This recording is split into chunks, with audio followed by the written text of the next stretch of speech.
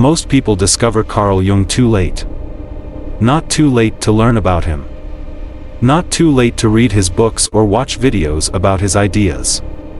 Too late in the sense that they spend decades living in a way that goes directly against his most important principle and only realize what they were doing when the cost has already been paid. The relationships that collapsed. The years spent performing a life that never felt like theirs. The chronic emptiness that no achievement could fill.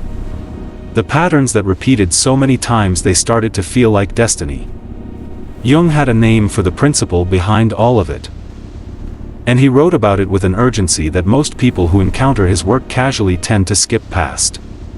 He called it making the unconscious conscious.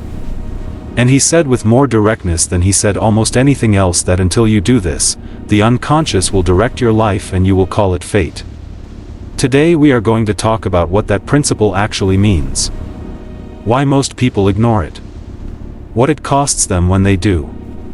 And what becomes possible when they finally stop ignoring it. This is the most important thing Jung ever wrote about. And it is the thing most people never seriously engage with until something breaks badly enough to force them to. Stay with me. What the principle actually means. Let us start with the principle itself because it is widely misunderstood. Making the unconscious conscious does not mean becoming endlessly self-absorbed. It does not mean spending every waking hour in therapy or journaling or navel-gazing. It does not mean turning your entire life into a psychological project. It means something more specific and more urgent than that. It means developing an honest relationship with the parts of yourself you have never examined. The patterns you repeat without understanding why. The emotional reactions that are bigger than the situation warrants. The decisions that seem logical in the moment but lead to outcomes that feel strangely familiar. The life script you are following that you never consciously chose. Jung believed that every human being is operating from two levels simultaneously. The first level is the conscious mind. The thoughts you are aware of. The decisions you think you are making deliberately. The values you would state if someone asked you directly. The identity you have constructed and maintain. The second level is the unconscious mind. Vastly larger than the conscious. Operating continuously beneath the surface. Shaped by everything you have experienced, suppressed, inherited, and never fully processed. And Jung was emphatic about this, running the show far more than most people are willing to admit. The principle of making the unconscious conscious is the principle of closing the gap between these two levels. Of bringing what is operating in the dark into the light. Of becoming the author of your own life rather than a character in a story being written by forces you have never examined. Most people never do this. Not because they are unintelligent or incapable. But because it requires something that is genuinely difficult. It requires honesty. The kind that has no audience and no performance. The kind that sits quietly with uncomfortable truths and does not look away. Why most people ignore it? Here is the honest reason most people ignore Jung's most important principle their entire lives. The unconscious contains things they do not want to see. Not because they are evil. Not because what is in the unconscious is necessarily dark or shameful. But because the unconscious holds the unresolved. The unprocessed. The things that were too painful or too complicated or too threatening to look at directly when they first appeared. The wound from childhood that was never properly healed. The grief that was buried under productivity because there was never time to feel it. The anger that was suppressed because expressing it felt too dangerous. The needs that were denied because acknowledging them felt like weakness. The truth about a relationship or a career or a life direction that would require everything to change if it were fully admitted. This material sits in the unconscious not because it disappeared but because looking at it directly cost too much in the moment it needed to be looked at. And so people develop strategies, entirely unconscious strategies for continuing not to look at it. They stay busy. Chronically, deliberately, exhaustingly busy. Because busyness is the most socially acceptable form of avoidance ever invented. When you are always doing something, there is never space for the uncomfortable something to surface. They seek constant external validation. Through achievement, through relationships, through social media, through the accumulation of things that signal success. Because if the external world is confirming enough that you are okay, the internal world that is saying something different can be drowned out. They intellectualize. They read about psychology and self-development and inner work without ever actually doing it. They can discuss the shadow eloquently without ever honestly examining their own. They know the concepts without living the practice. Jung saw all of these strategies clearly. And he was compassionate about them. He understood that looking honestly at the unconscious is difficult and sometimes frightening. But he was also unambiguous about the cost of not doing it. What it costs you when you ignore it. This is the section most people need to hear most urgently. Because the cost of ignoring the unconscious is not abstract. It is concrete. It shows up in specific, recognizable, painful ways in everyday life. The first cost is the repetition of patterns you cannot explain. You have been in this relationship before. Different person, same dynamic. You have had this conflict before. Different context, same outcome. You have made this decision before. Different circumstances, same regret. Jung would say these patterns are not coincidences. They are not bad luck.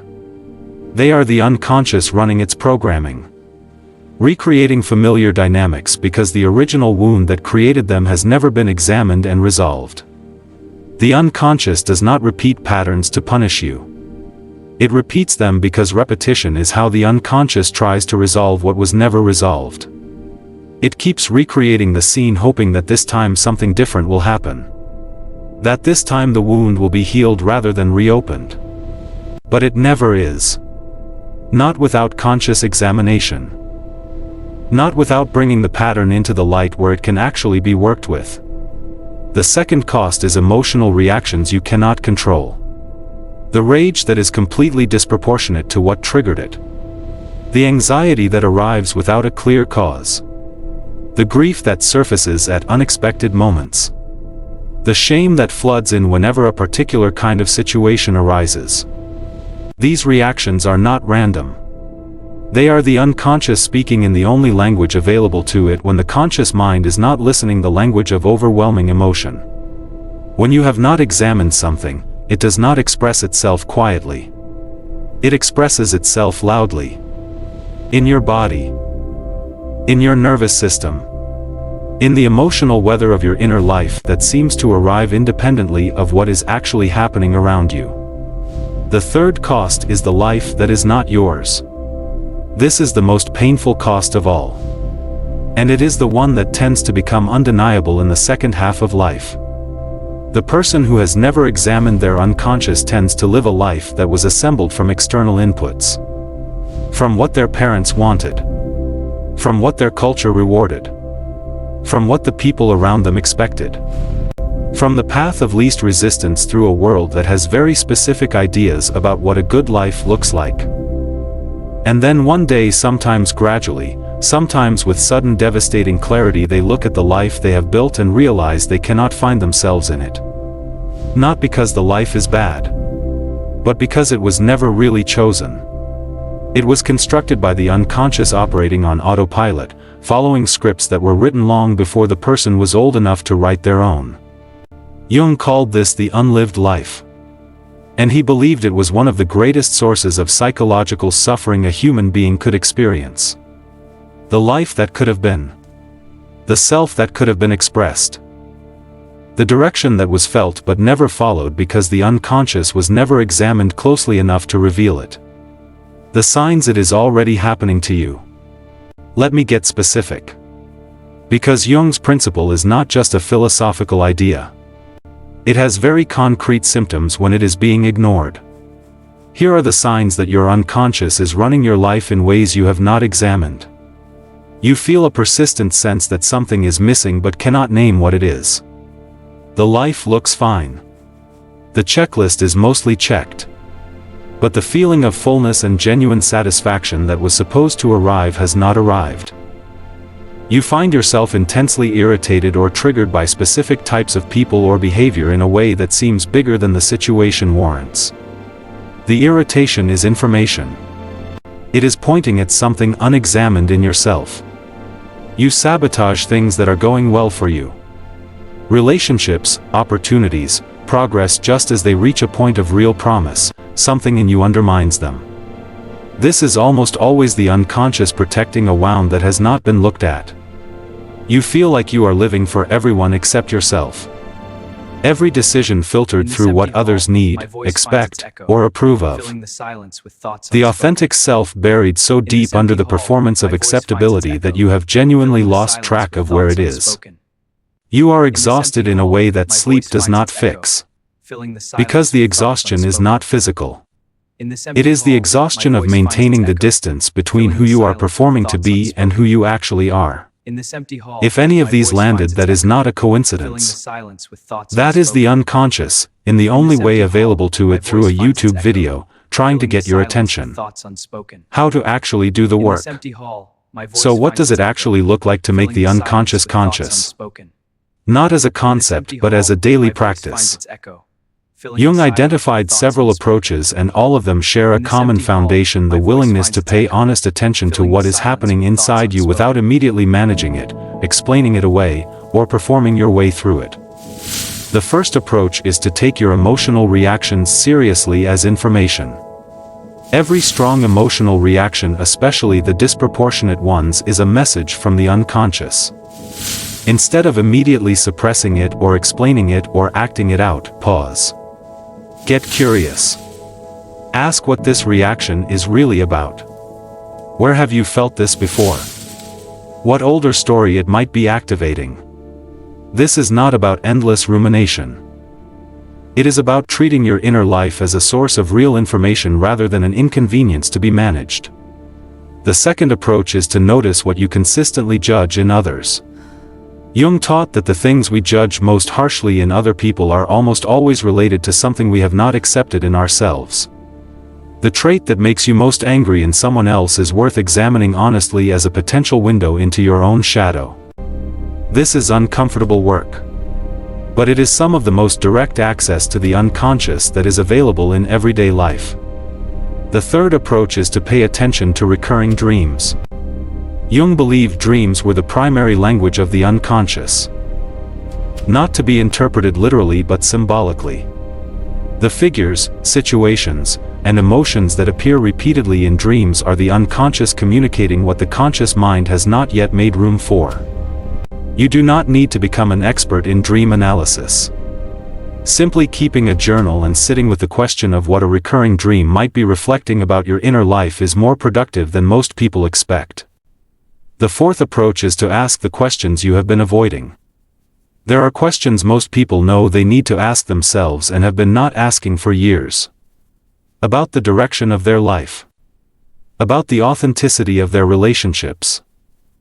About what they actually want versus what they have settled for.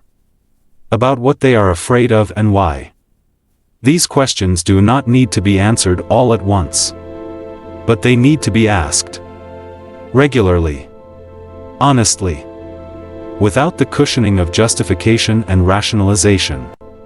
Because the unconscious already knows the answers. The work of making it conscious is simply the work of letting yourself hear them. Jung spent his life trying to communicate one thing above everything else. That the greatest journey a human being can take is not outward but inward. That the most important territory to explore is not the world around you but the world within you. And that the cost of leaving that territory unexplored is paid in the currency of repeated patterns, unlived potential, and a life that never quite felt like it belonged to you. Most people ignore this principle until something forces them to pay attention. A relationship that finally breaks beyond repair. A career that collapses under the weight of choices that were never genuinely made. A health crisis that creates the stillness the unconscious needed to finally be heard. A moment of loss so profound that all the busyness and noise and distraction that kept the inner voice quiet is suddenly, completely gone. You do not have to wait for that moment. You can begin now. Not with a dramatic overhaul of your life. Not with a radical external change. But with a single quiet decision to start paying honest attention to what is happening inside you. To take your inner life seriously. To stop treating the unconscious as something to be managed and start treating it as something to be known. Jung said, until you make the unconscious conscious, it will direct your life and you will call it fate. Stop calling it fate. Start calling it what it actually is: information. Guidance. The deeper self trying to find its way into the life that was always meant to be yours. The work begins the moment you decide it does. And the best time to decide was years ago. The second best time is right now. If this reached something real and you share it with someone who needs to hear it. And if you are not yet subscribed, hit that button and turn on the bell. We go deep on psychology, self-understanding, and the ideas that actually change how you live from the inside out. See you next tomorrow.